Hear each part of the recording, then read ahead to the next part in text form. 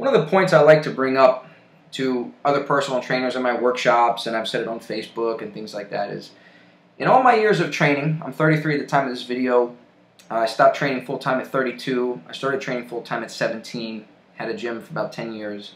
In all my time full-time training, which is 15, on top of my business partners and employees and whatnot, never once did we ever have a client come in the gym and say, I really want to get better at my overhead squat, or I really want to become a master of the kettlebell snatch.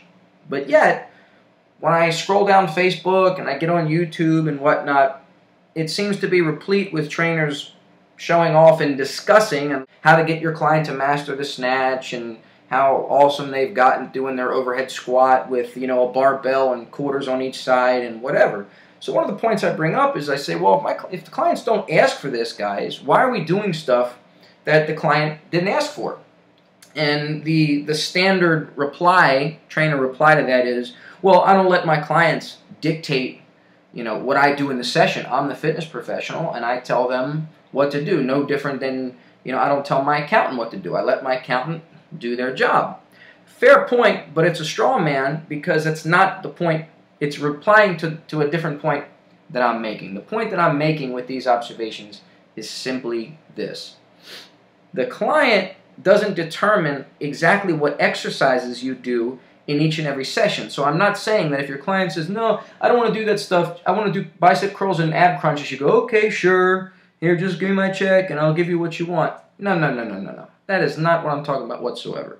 What I mean is this. When your client comes to you, when our clients come to me, they say, this is my goal, and I'm paying you to help me achieve it. So they've basically given me a spot on a map. Every exercise that I utilize throughout this program should be directly related to this endpoint.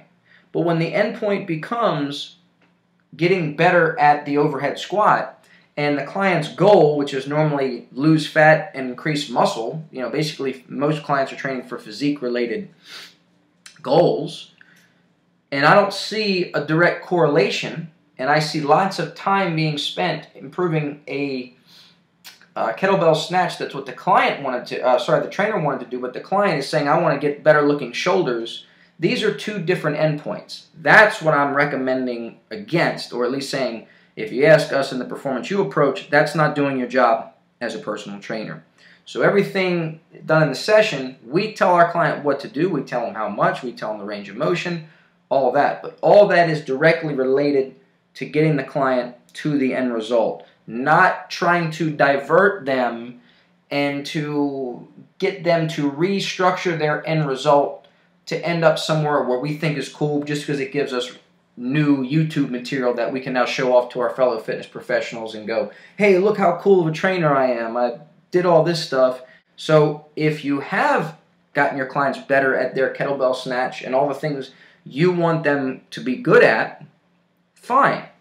But if that is in any way sacrificed or taken away from the priority, which is getting them their goals, the goals that they are paying you their hard-earned money for, to us, you're not a good trainer. I don't care who says you are a good trainer. I don't care how many certifications you have.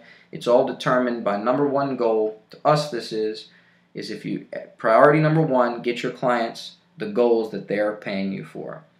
Everything else is a bonus.